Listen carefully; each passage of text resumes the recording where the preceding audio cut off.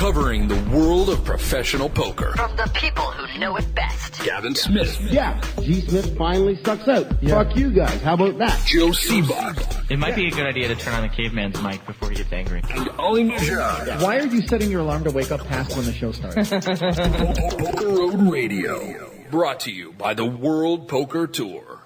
Nice. Hey guys, Gavin here, calling from the showdown with Ollie and myself. It was really quite ugly. We never even actually got to stud 8 or better.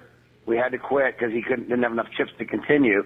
So Ollie's going to be auditioning for the musical. It's going to be really good. Now we're playing round 2 where Ollie might have me beat in this hand, but I don't think so. And we'll see what happens. I think he's probably just raising me with the queen, and I have 2 kings, so I'm going to call him. No, he had me. But still, I still have a chip lead. Going to beat him in round 2. Kicked his ass. I wish I could be there tomorrow to talk about it, but I am taking tomorrow off. You guys can have Courtney. So, guys, don't listen to Ali. He got punked. He was a bitch, and I slaughtered him. Later, boys. Good morning, everyone. Welcome to PokerRoad Radio. One very dejected Hollywood Najad hanging out with not Joe the Cub Seabach and Gavin the Caveman Smith. However, 2 very fine young men. And Justin Shrunk Daddy Shrunk and Court the Hick Harrington. Welcome, boys. Hey, man. So what did Gavin just destroy you at? All right. For those of you who don't know, Gavin and I had been flirting with the idea of a little bit of a grudge match, a little heads-up horse sit-and-go for some time now, and the wager that we placed on it was loser must audition for the poker musical and try hard. And if they book it, must perform. That's what I was saying. You know that you're actually going to get the part, right? Well, here's the thing.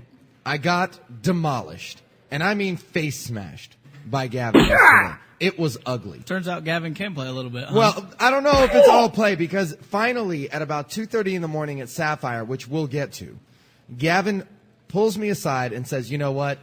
If you had my hands and I had your hands, you would have won. So he did admit that there was a little bit of deck slapping going on, of which he was the beneficiary. So I will say that I did my best. First time around, limit hold'em, I got absolutely annihilated right off the top. He cracked every big hand that I had.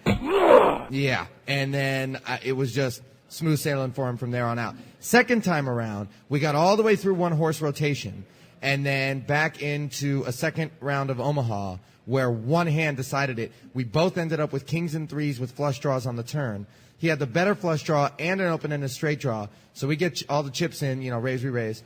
And he ends up doubling up, and I was crippled by hitting. Don't play that fucking sound effect again.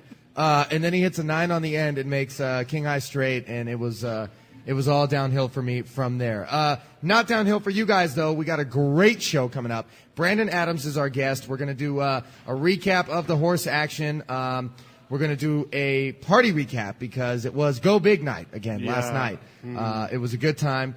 Shrunk, you actually were involved in some of the festivities. I was surprised to learn. I went big. You went big. Actually, who went the biggest, Court? 5-pound baby 5 Jesus. pounds went huge. 5 pound went ginormous. 5 pound went huge. Muhongus. He was out of control last night. We will get to all of that. 877-888-WSOP is the live call-in number. PR Radio Chat on AIM, all one word, is the online chat room. That gets you the invite. You can ask the questions. I haven't actually gone in there myself, but we always take questions from you guys. By the way, everybody in that chat room definitely helped me out yesterday with the Kenny Tran interview. They had some great questions to ask over there. So, but we didn't get enough people calling. So I'm trying to figure out why that is.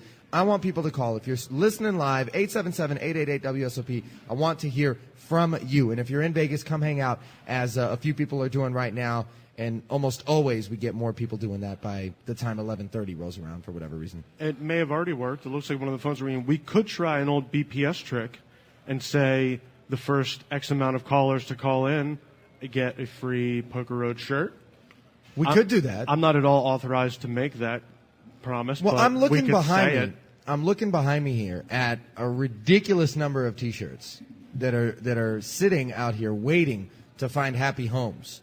And I'm thinking 2 calls already. That if we do offer up T-shirts to these callers, that may be. I'm going to make the call right now. First five callers get shirts, Shipping and handling charges may apply. Yeah. And Court will send you $50 on stars. That sounds good. Court, $50 on stars. Are you in? That's somewhat less than likely, but then you never know. They can hope. It's slightly less than likely. All right, let's do some tourney recaps, guys. Joe and Gavin's days, they're not here to talk about them. I didn't hear anything extraordinary happening. I don't think they were even in action. Joe played the limit hold'em. Joe did play the limit hold'em? Okay. I would have heard from him if there was something good going on. By the way, Joe is taking the day off, as is Gavin, on account of the fact that they are playing in the main event today. Day one of the main is happening. There is an electricity in the air. The World Series of Poker Lifestyle Convention is underway. But you guys like this lifestyle convention idea? It's been going on for what, 2-3 years now? It was really awesome the first year I was here in 06 because all the U.S. rooms were here. And Bodog built like a 3-story loft apartment building thing that you could go through. On the top floor, they had a huge bed with hot girls having pillow fights. Yeah, I remember that. But now it's just like stuff where you can come in and you can get your face printed on a poker chip and that was back like when Calvin Ayre was still able to come into the United States. That is no longer the case. Oh, the good old days. Yeah, those were the good old days. Why don't we take our first caller? It is Mark from Michigan. Mark, you're on with PokerRoad Radio. Hi, guys. What's going on, brother? Nothing much. Want to give a shout-out to my boys, Ooga Booga and the Cub, and I'm missing them on my first call into the show, but been a big fan. Well, we are going to reward you with one T-shirt, so don't hang up when you're done over here. But talk to us. What's on your mind? Sweetness. Hey, I'm pretty successful online as like a micro grinder, the quarter, $50, $2 at most. And then my question really is, in transitioning, as I go down to the live game, downtown Detroit, they got a 5200 no limit 1-2, and then they got a 2-5 500. And man, I got to tell you that I need some sort of transition because when I go down to the live game, oftentimes it's like this. It's a limp festival, and it's terror poker, So if you're in position, it's got you might likely have 4 or 5 limpers to you, and then they call almost anything with a pre-flop raise. It's like if you bump it up in a 1-2 blind situation, even if you bump it up to 15 or 20, you're getting 2-3 callers. They're going to try to swarm you and pick you off with good hands, and so I just Gavin limps a lot of pots, so it's kind of different. But I'll take whatever you guys got. I call it kind of terror poker because then if you just limp in position, you've got a million opportunity. Everybody, it's like I call it terror poker because you never know what anybody has. So. And they call you with anything. It's like a super weak. Mark, I just fell asleep, buddy. Yep. I'm sorry. What were you talking about the whole time? I'm only kidding. So I need a question from you. You just want some advice on going down into, as I understand it, going down into the live games. Yeah, my main thing would be in that kind of a limp festival game. What would be a good strategy for a limp festival game? All right, Courtney, I defer to you. Generally what I do in games like that is I just play bigger hands. I almost always come in for a raise. Every once in a while I'll limp if I know there's people that are willing to stack off with almost anything. But just play really big hands. 1 pair is not very good. 2 pair is not all that great depending on the board. Play big hands, and when you do have a hand, keep betting and let them call you all the way down. All right, Shrunk? I mean, obviously I'm the least qualified to answer this, but I actually like those games where there's a lot of limping because so do I. There's always somebody waiting to hit 1 pair and stack off. And you can see so many more flops that way. So I would say... And you can see them cheap, you know what I mean? Yeah, just limp along with the limpers and then try to hit a sneaky hand on somebody and stack them off. And it'll be worth the 10 times you limped and had to fold. My advice, which I must confess at this point today, is worth far less than it would have been yesterday now that I've been destroyed by Gavin Smith, is to not try to paddle upstream in poker games. A lot of times you get people who are stubborn and they don't really feel out, the nature of a game, especially if it's a ring game where you're up against 8 other people and they're going to dictate the flow, a lot more than if you're playing short. But go with what's going on. If everybody's limping, don't feel compelled to raise. I know it feels so counterintuitive and you get really frustrated because you make it 15 or 20 and then everybody else calls when you got the 2 aces and you get cracked off. But remember, 2 aces up against 6 other hands is nowhere near as good as 2 aces up against, 1 or 2 other hands. So if you do feel compelled to not limp along with them, to make the raises so big that you're only going to be up against one or maybe two other players. But of course you're going to lose a lot of action that way too and win a lot of small pots with no flops. So just be prepared for that. Steve in Wisconsin, what's going on, my man? How's it going, guys? Going good, brother. What's going Great. on? All right. I got 3 questions. Pick 2. Pick 2? All right. Or be quick with all 3. Unders. All right. What's on your mind, Steve? All right. Over under 7,500 people in the main event. I'll take the under. I'll take slightly the under. Ollie? All right. Over under 7,500. I take the under. He said 7,000. 7,000? Yeah. I take under 7,000. Yeah, slightly under. I take under 7,000. That was a cheap way to pick up a shirt, Steve, but you've done it nonetheless. All right. Next caller, Mike in Tennessee. What's going on, Mike? What's going on? Can you hear me? Yeah, of course we can hear you. How are things out there? It's doing good. It's not as hick as it used to be. But Okay. Ollie, what I had to do, I had to apologize to you. I called in maybe a week or so ago and kind of tried to throw you under the bus.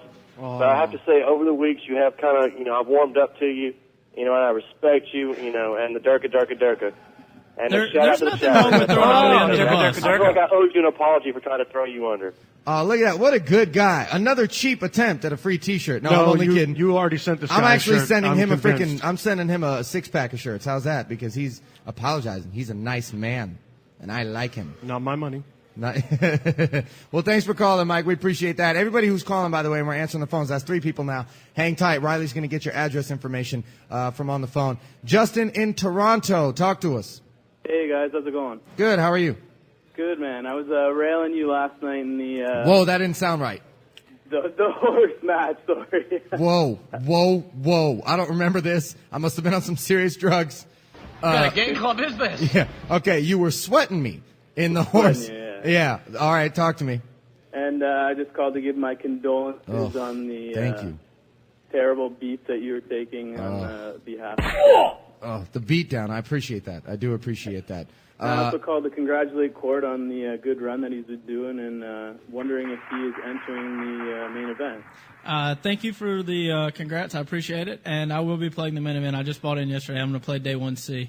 Nice. Courtney Harrington. I'm predicting right now that Court will win the main event. Wow, that's pretty strong, I'm Sean. laying odds. Okay, sure. That's. I'll tell you what. I'll take the don't pass on that. All right, how's that? Book it. And Court's not even going to take it personally. That's the beauty of it. All right, that's 4 people. We'll save our 5th caller for a little while as I get to some business. Action concluding in the Amazon room yesterday. Event number 52. $1,500 no-limit hold'em. The last of the $1,500 no-limits. The winner, David Danishgar. $625,443 going into his pocket. 6th place, Matt Matros. That's a familiar name, yes? You guys know this guy? Yeah, Matthew guy used to write for Card Player. Big on the RGP forums and stuff. I haven't heard RGP in a while. Wow. Yeah. Danishgar got really lucky at about 11:30 on the first day of the event. And how's that? I went up to the cage and they told me registration was closed, so I didn't get to buy in. Hey-o. Wow. Look at that. Was that prep? Did you spend the whole morning working on that, Court? No? Nope, came up with that right on the spot. Event number 53, $1,500 limit hold'em shootout. Winner, Matt Graham, apparently a well-known online limit hold'em player. I'd love to know his screen name. Matt G, 1983. Thank you very much. $278,180. Damn, you're informed. Guess who came in second, guys? Jean-Robert Ballon. You didn't even give me a chance to guess. Well, you wouldn't have actually gotten it, would you? No. Okay. So Jean-Robert coming in second place. He's going to try to buy off some of that debt. Joe Cassidy was with him much of this morning when I got here. Was he really? Yes. Did they go out and celebrate the second place or what? I don't know. Well, the match didn't end until around 7:30 a.m. So Matt's second round of heads-up play, or not, his second shootout table went forever, and the guy kept beating him. Matt would have, get it in with the best hand. The guy would run him down. Matt would get down, to just a few big blinds, battle back. They went on like that for 3 hours maybe. It was pretty impressive to watch. All right. Today, of course, day 1 of the 2008 World Series of Poker main event, day 1A. We got 4 days lined up over here. We're going to take a quick break. 877-888-WSOP, the live call-in number. We got one more free T-shirt to give out, so jump on PR Radio Chat on AOL Instant Messenger if you want an invite to our chat room where you can ask some questions maybe a little bit later for our guest, Brandon Adams, or, of course, for Schronk Recording. We're going to step away for a quick moment. Be right back with more Poker Road Radio. Ask me something.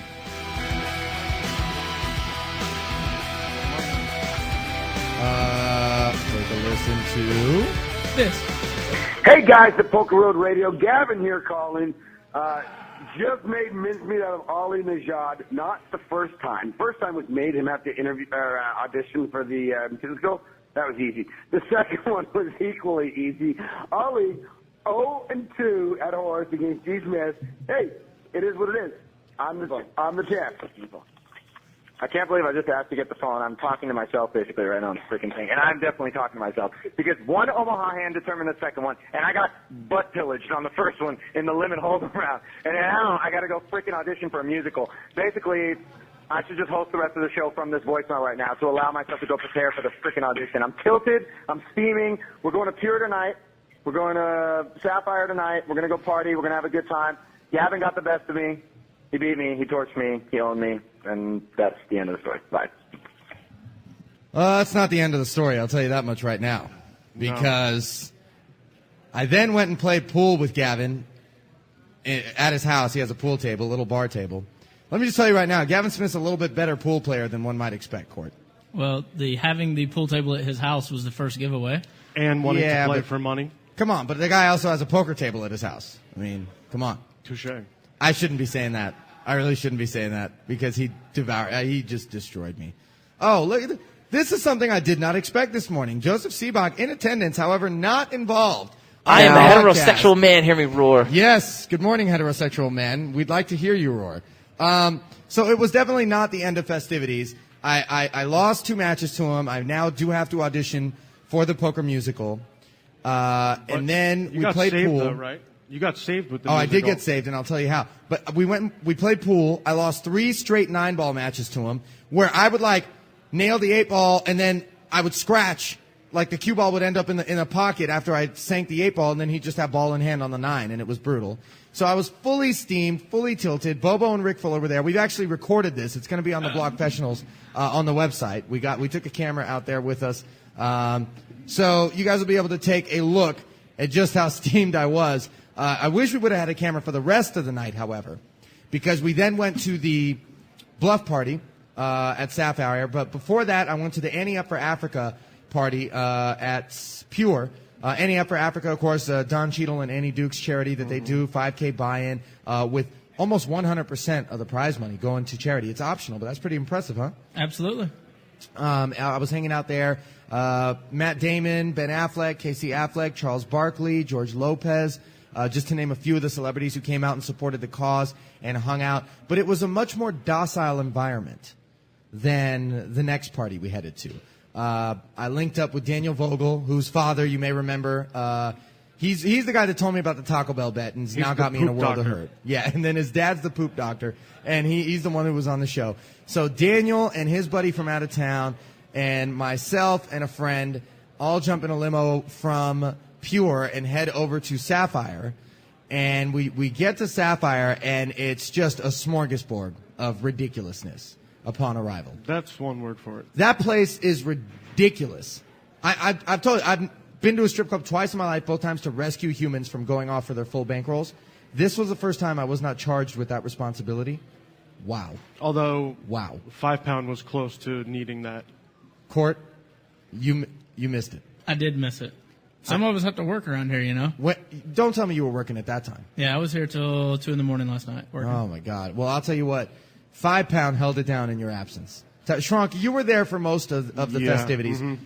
Just give us a brief description, if you would, of 5 Pound's absolute mayhem that he got involved in. Picture a Canadian lumberjack who hasn't shaved in 6 weeks with about 50% of his mental acuity left and about 9 strippers strewn about on him in different positions. And that was courtesy of one Gavin Smith. It was all from G. Smith. Yeah, it was silly. I walk over, and I just see 5 Pound leaning back in the chair. You know what you look like? You know that show Deadliest Catch on National Geographic where the fishermen go and they make like all their money in 6 weeks in the year by almost dying, catching crab? And then they all go and blow it all in the strip club. For and like Riley 11 was months. catching crab too? Where are you going with this? Yeah, he definitely was. He was just leaning back in the seat, eyes rolled back. No, you know what it looked like? You remember the scene in Ghostbusters where Dan Aykroyd is in the bed and the ghost like pulls down the sheets and seduces him, and his eyes roll way back in his head? Do you know how old Ghostbusters is, Shrunk? Ghostbusters is great. That's like a 20-year-old reference at this point. Still, that's exactly what he looked like. I believe you, but I don't remember it whatsoever. Our demographic skews older anyway. It does skew a little bit older. All right, how about we play a little WSOP trivia now that we've given people an opportunity to wake up and come down here to the Rio and hang out with us, as we tend to do. Riley, by the way, has recovered fully from last night's action. I guess. And I am proud of him for that. He's got the mic in hand, and he is ready to accept a response to the following question for one smashing, dapper, handsome, Poker Road Wsop 08 t-shirt. And $50 on stars from Please answer the following question. Within 100, how many total entries in the main event last year? Who thinks they know? All right, I got a hand. I got a hand here. Hang on. What's your name? Where you from, guy? Cubby Smith, Tulsa, Oklahoma. Cubby from Tulsa. We're going with 6,358. That is exactly right, Cubby. Oh, my God. That is extremely impressive. I'm not sure how it is that he knew the exact number. I venture to guess that Cubby has like a prop bet going on this year's over-under or something like that. Hand that man a freaking six-pack of shirts. That's You were ridiculous. talking to him before the show. Were you guys cheating? No. Was there collusion? No. There was no collusion. I swear to God. It was shirt dumping. By the way, everybody was like kind of off to the side over there. Feel free to like come in, bring it in for the real thing. We got shirts. We got all kinds of fun happening right now. And just as you say that, like 5 people leave. Did they really leave? No, what? Fine, leave, you jerks. You know what? Wait till they leave, and then hand me a stack of shirts, Riley. Let's like have a little bit of fun with this. Because you remember what happened last time. I got my hands on some shirts. We started being ridiculous and like throwing them out this to is people not good for radio, no reason right? whatsoever. This is fantastic for radio. If Riley would actually take some pictures. David Chesnoff in the building, ladies I think and gentlemen. David Chesnoff should get about David, 1 million is there t-shirts. any liability associated with me hurling cotton garments at human beings? Only if they report me. I like that. And that is probably the top attorney in all of Las Vegas who just responded. Probably with that. in the world. I'll tell you what. Let's play a little bit of toss-up. I'm having some fun. What do you guys think? Shall we? Toss-up sounds good. Let's do it. 2 opinions, 1 argument. Joe versus Gavin. Toss-up. All right, it's not Joe versus Gavin. It's Court versus Tron. Courtney, are you familiar with toss-up? Yes, I am. All right. This is how it works. I have complete control over who wins this game. So I want everyone in the audience out there to help me, too. We're going to get opinions from Schronk and Courtney right now on a series of questions, and then we're going to declare a winner. Easy enough, right? Sounds easy, right? All right, so here we go. First question. Who has had a better series, Eric Lindgren or Barry Greenstein? Court, go ahead. Eric Lindgren. Well, great. Okay, you're going to explain yourself, or Elaborate. you're just going to leave it at that? That makes the game pretty freaking crappy. Eric got his first bracelet. Your first bracelet is always, it's a huge milestone. Barry also won a bracelet, but he already had one. And Eric's had a ton of final tables. Barry has 2. They're close. They're both obviously very solid, but I give Eric the edge. Okay, Schronk. Ditto. That's no fun. You freaking suck. All right. Make him go first. I'll always take the other one. Next one. More likely to happen. Helmuth wins a non-Hold'em bracelet or Chainsaw wins a Hold'em bracelet? Schronk. Chainsaw wins a Hold'em bracelet. Please explain. You're already going to lose by default. You're down 0-1 right now in categories. I want you to know this. Well, he's come close a few times in WPTs, which are actually tougher fields. So I think he's going to, squeak his way to a final table and then run good for a few hours at one point. Squeak is the appropriate verb, by the way. That's for sure. Helmuth wins a non-Hold'em bracelet. The non-Hold'em fields are a lot smaller. It's pretty easy to get, or not easy, but it's a lot easier to get through. And Chainsaw is way too tight to ever have enough chips to actually close the deal. All right, I like that. That's a reasonable explanation. Mr. Chesnoff seems to concur.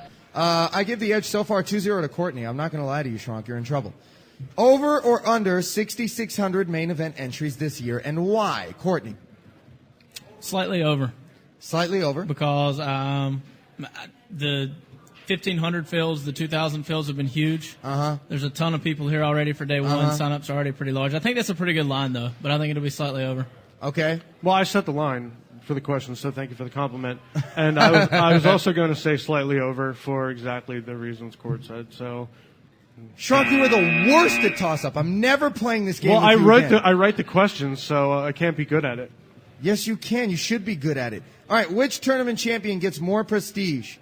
The Any Up for Africa champ or the Jen Harmon NSPCA champ? I'd like control on this one. Okay, go ahead. I think the Any Up for Africa champ does because, A, they get a little bit of TV time during the main event, and B, they always get pub because they usually donate their whole winnings back to the cause. They do. So they usually get the announcement by Nolan Dalla on the floor and stuff like that. So a little bit more prestige. Plus, you can say you knocked out Ben Affleck or the lead singer from, punk band X or whatever. Now, I got to inform you, Shrunk, that is the last question. And if you would have approached the game with that level of intelligence throughout, you probably would have a much better shot at winning. However, Courtney, I will allow you to respond to this last question. I'm not sure, actually, that I can win this question, but I'm going to take the Jen Harmon tournament. She's a pro hosting a tournament. She's got more respect in the world as a poker player than the Annie Up for Africa host. Annie Duke is a pro. Her tournament, I think most people would give Harmon the edge over Annie Duke as a player.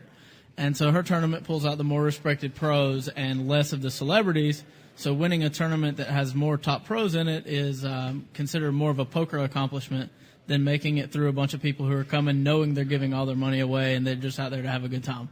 All right. I'm not going to lie to you. I was busy doing something else while you were answering that question because you were already in the lead 3-0, Courtney. It's 4-0. It's 4-0. No, because you won the last question. Yeah, Shrunk got the last one. I was stretching, but I don't think I could get there. So I now have to declare Courtney Harrington our victor in this round of toss-up.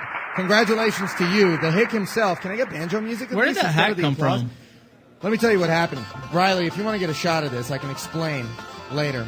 I've been a big Dr. Seuss fan my whole life, and I saw a guy out here in the crowd who was wearing a very Seuss quality hat, and I decided that in exchange for a T-shirt, I would rent his headwear for the remainder of this show, or as long as he's around. I'm not gonna keep it indefinitely. It is a pretty ridiculous looking piece of attire. It looks like a leprechaun hat that got infused with the old Charlotte Hornets mascot. Charlotte Hornets mascot fights leprechaun, hat ensues. I like that. How about we do some emails? Should we do some emails? Now who the hell is this? Emailing me at 11:26. Now it's time for the world's emails. Hey, Ali, we're doing a radio show. Yeah, radio show. Yeah. No, focus. All right, emails. One email came in from a gentleman who pointed out that Ron Paul, despite no longer having any shot at the presidency, has been in support of getting rid of anti-poker legislation for a long time, and deserves some recognition for that, and deserves continued support from all of us in the poker community. So he offered us a website. It's called campaignforliberty.com. I don't know if you guys are familiar with this. You guys heard of this? No, I hadn't until now. Campaignforliberty.com? No. No, I'm not. But almost any of your libertarian-leaning candidates are going to take that same approach. Just the belief that you have the right to do with your own money whatever you want, as long as it doesn't hurt other people. It does. I mean, it makes sense, right? Mm-hmm. And I also, I'd like to point out, have the right to not audition for the poker musical. Why? Because it opens tomorrow, ladies and gentlemen. It is already fully cast and booked. Ali cannot audition for a show that is already fully cast and booked. But there'll be another run, so next year you'll have to be ready to go. I think that you should have to pay up by Gavin should select one of the songs from the musical, and you have to perform it on the air. Oh, no. Shrunk. That's way less embarrassing than actually trying out. No way. Oh, yeah, because we would have recorded me trying out. Yeah. Oh, and I'm almost sure you would have gotten the part. Oh, definitely. No. That's really, really bad. All right, we got another email from Aaron Wilson, who informs us that yesterday I was talking about the dealer training area. He's apparently a PokerRoad listener. I don't know if he's a dealer or someone on the staff. But I'm going to guess he's a dealer. He lets us know that the sign out there that I came across that says dealer training area really is just a break room. So if any cards are being dealt, it's dealers playing Chinese poker and nothing more. Now, he shouldn't have told me that. Because guess where I'm headed, right after the show. To not prepare tomorrow's show. Yeah, exactly. I'm going to go try to play Chinese with some of the dealers over here and destroy them and then come talk about it. Because I am on tilt, of course, from Gavin's match. So Aaron says he cannot attest to whether or not the area was ever used as a training area at one point, but it definitely no longer is. And all we're going to find if we go back there is a bunch of dealers on break. Well, I'm going to take his word for it. But I think at one point they were definitely practicing. You think? And not a lot. I came to the I was going to say I came to the defense of the dealers earlier and the people that staff them here on how tough it is to come up with that many dealers. But after I took that stance, I had a few tough run-ins with dealers where they just are not very good. Yep. All right, we're going to take a quick break. 877-888-WSOP is the live call-in number. PR Radio chat on PokerRoad.com. Brandon Adams texted me. He's on the way. But if he's not here before we're back from break, then we'll fill it for a little bit. We'll fill it. We'll give him a chance to get here. We'll just riff. That's what we're going to do. Stick with us.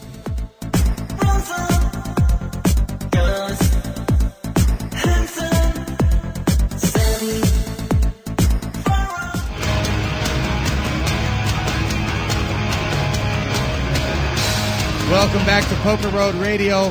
Things are falling into alignment here. Our interview guest, Brandon Adams, came walking in during the break, right on time. He's a guy who's got around $500,000 in lifetime tournament cashes, roughly 4 of his normal cash game buy-ins, I think, right? He plays Ginongus. Deep run into last year's main event, finishing 69th. Oh, delicious. Made the Elite 8 out of 256 in the Heads Up Championship at this year's WSOP, and in between teaching applied game theory at Cambridge and writing Broke, a poker novel, and preparing to receive his PhD in business from Harvard, he spends his time here with us on Poker Road Radio, as well as wishing people still played in Bobby's room. Please welcome Brandon Adams.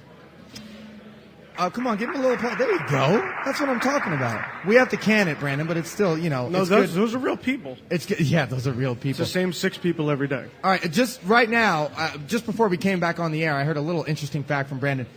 What is it that you do every day while you're here at the World Series? Golf. Yeah, I have a big bet with Patrick Antonius, and we What's made the it back bet? in January. It's 100,000 on tennis, 100,000 on golf. Okay. And at the time we made the bet, I was much better than him at golf, probably like 23 strokes or so.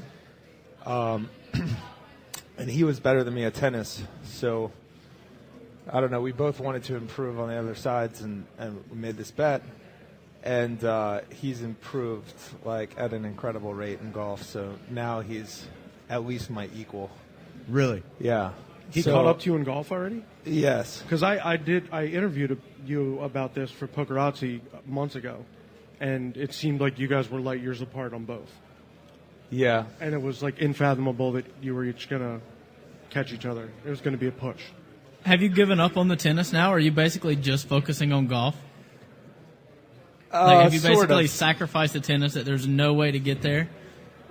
Not really, because I had one of my ex-Harvard students like living with me this summer, and we were playing tennis every day.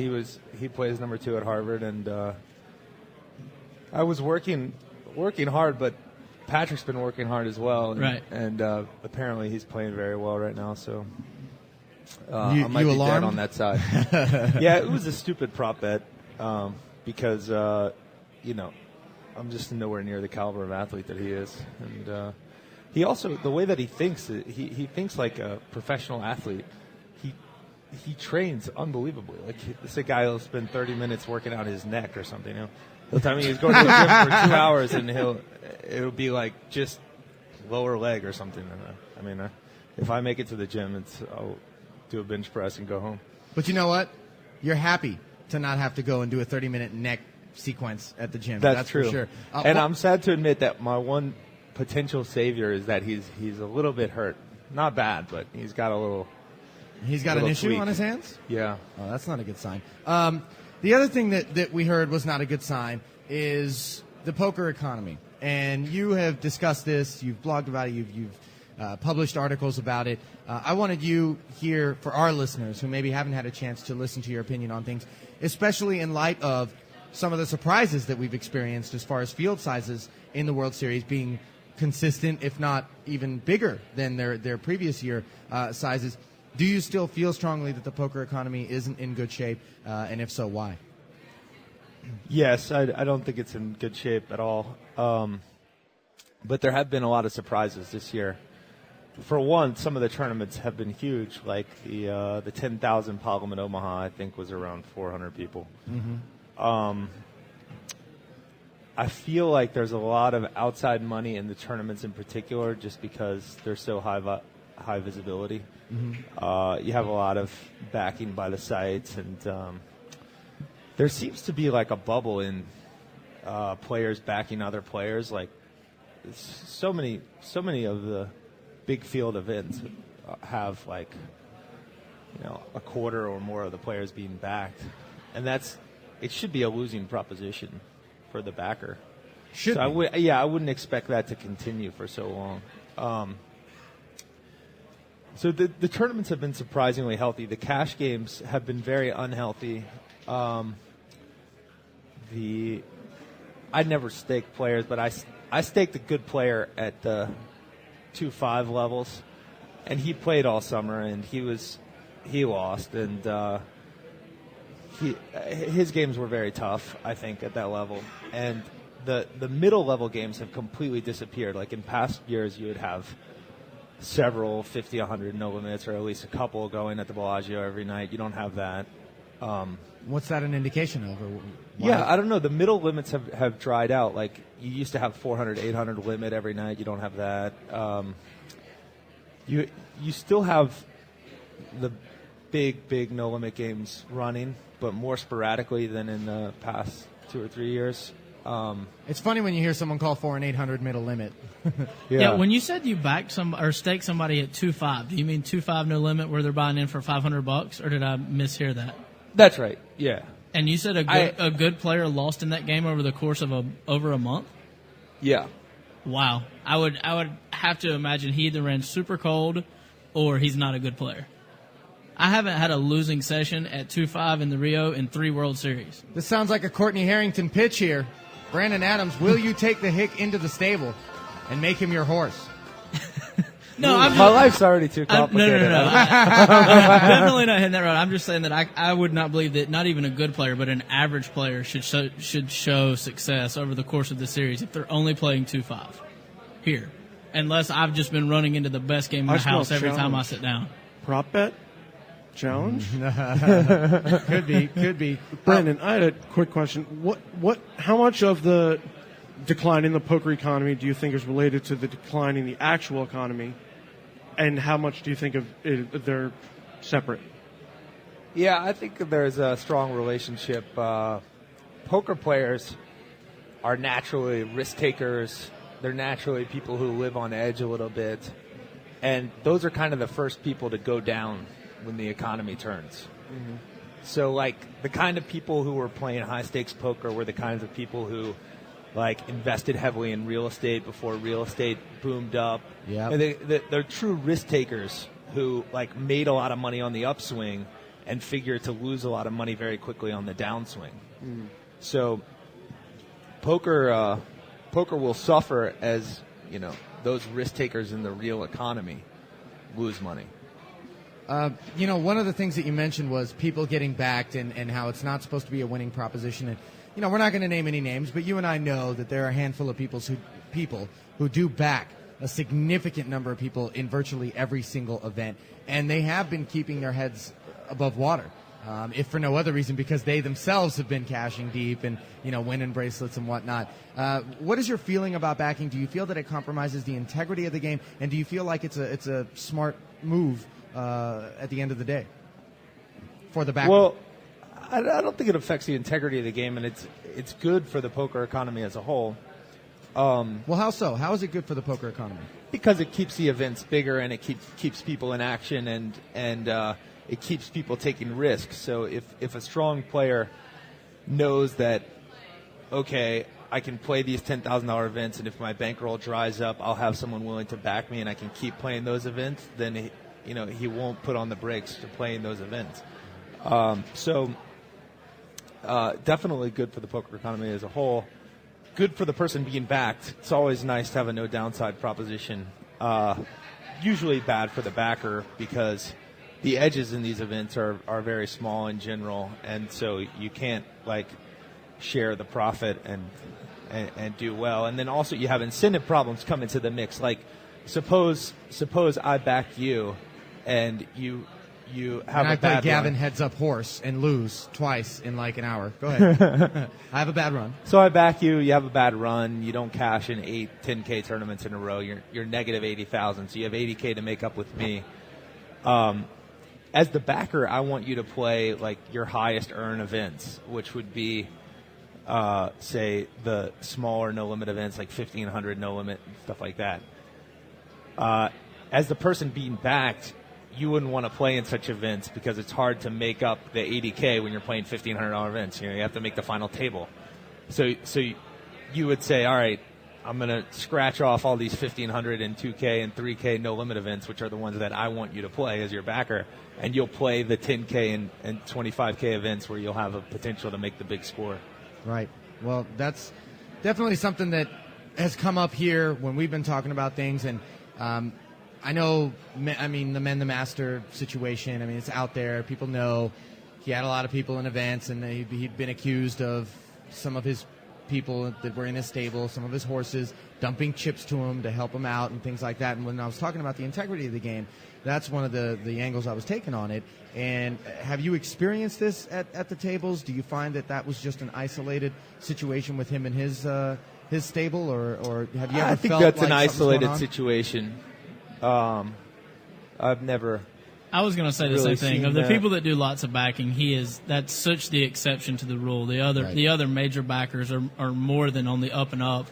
They go to extremes. When somebody sits down at the table, to use an example, Greg Mueller will every once in a while take a small piece of me. I got moved to his table as soon as I sat down. He said at the table, he's like, everybody, just so you know, I'm not going to soft play him at all. I do have 10% of him in this event. And Wow, what a stand-up guy. Well, that's just how it is, and that's how most of the other backing people are too. Or they know that they're not doing anything, and they don't even need to say anything because they're not soft playing each other. They just play normally. Well, to give it an extreme example, Phil Ivey had maybe $2 million in prop bets or something like that. He backs a lot of people. He could have had people give chips to him. He clearly didn't at any point, and so. Most of the guys like Phil and Eric who are backing people, have high integrity, so it's not really a worry. Well, thankfully.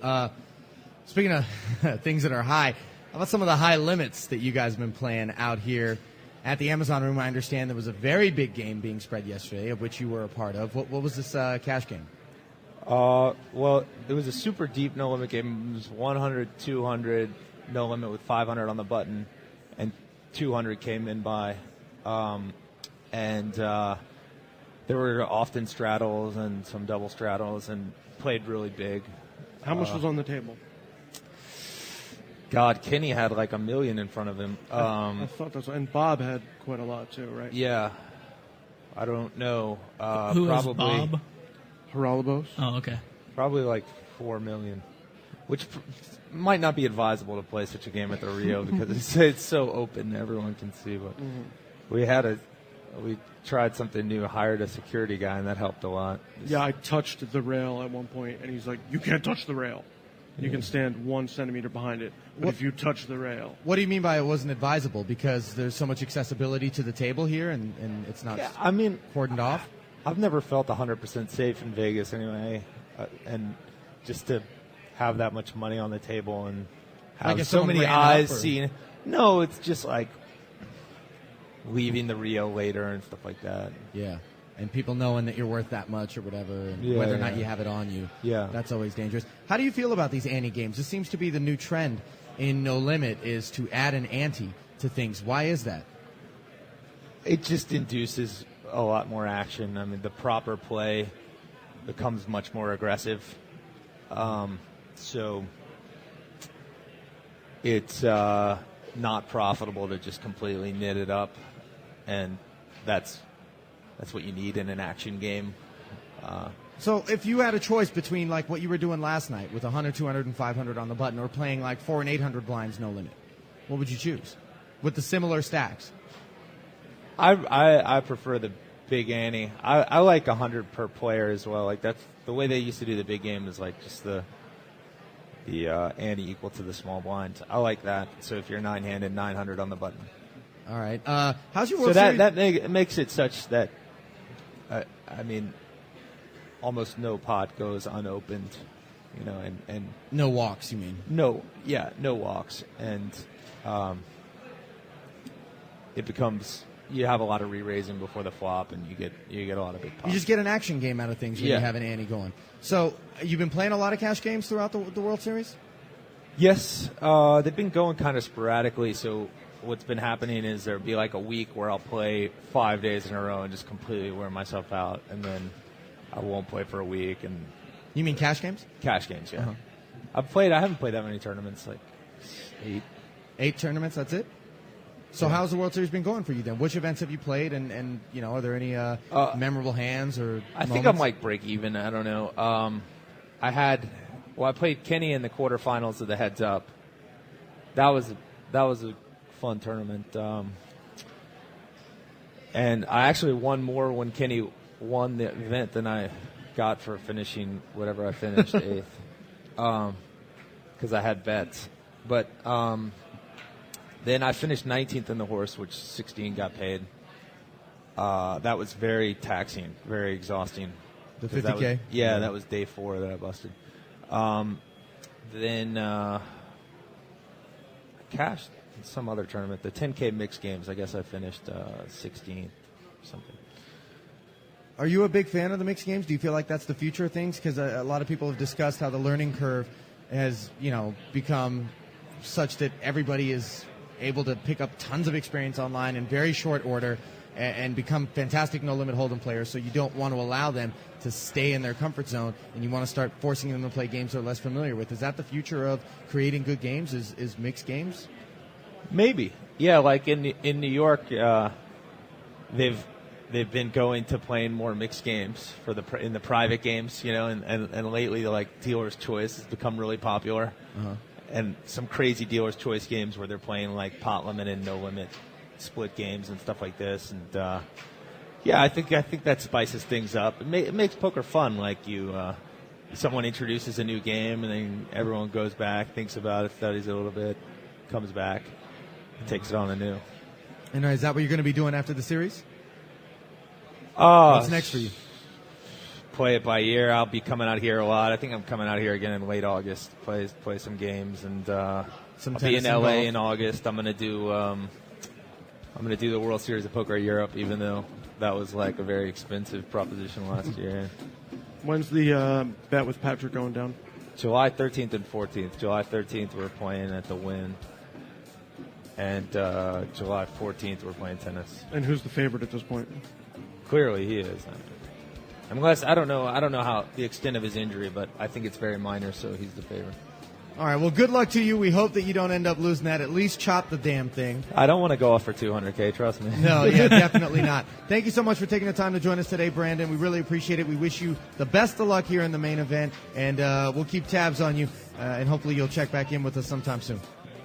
All right, Brandon Adams, ladies and gentlemen, thank you so much for joining us, and thank you guys for hanging out. But we got plenty more Poker Road Radio left, so don't go away. We'll be right back.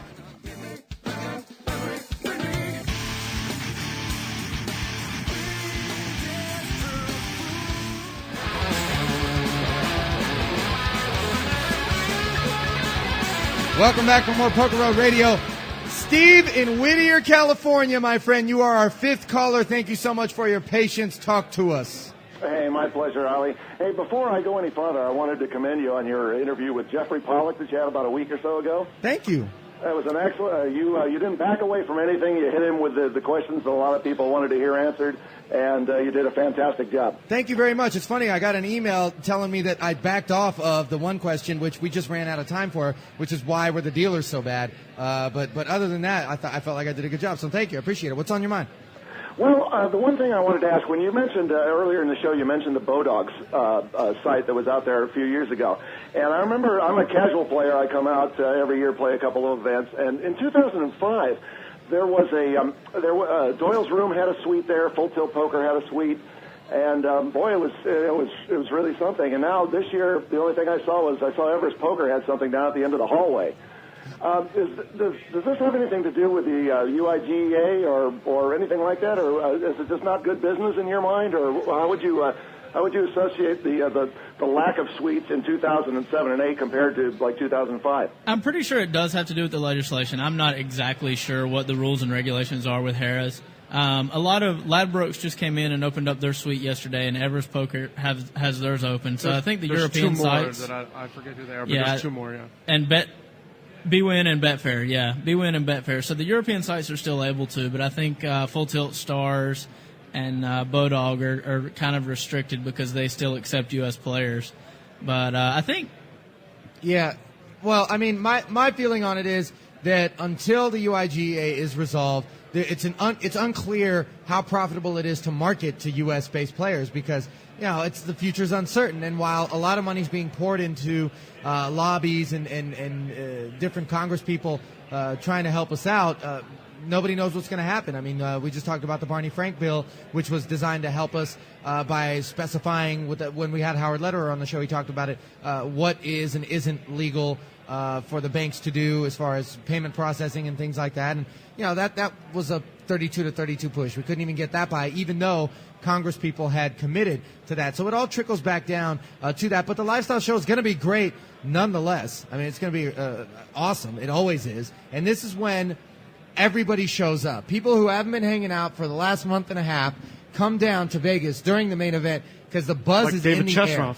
Yeah, like David Chesnoff. Where's he been the whole time? You know what I mean?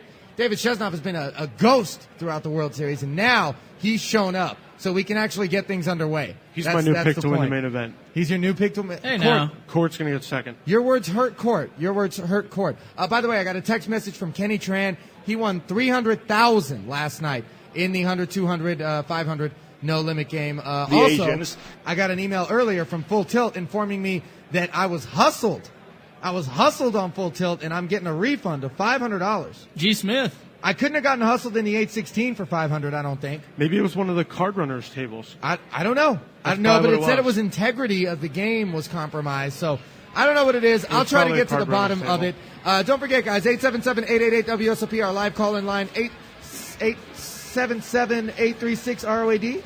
Is that right? 877-836-ROAD. I think that's the number. I'm having a rough morning, I'll tell you that. PRRadio@PokerRoad.com is the email. I haven't been on top of things recently, but I promise to do a better job of that. Thank you so much, everybody, for joining us. Good luck to all of our Poker Road family players who are going to be out there in action today, and to all of you for the rest of your day. We will see you right back here at the Rio, 11 a.m. tomorrow. This is Hollywood saying so long. Peace. Peace.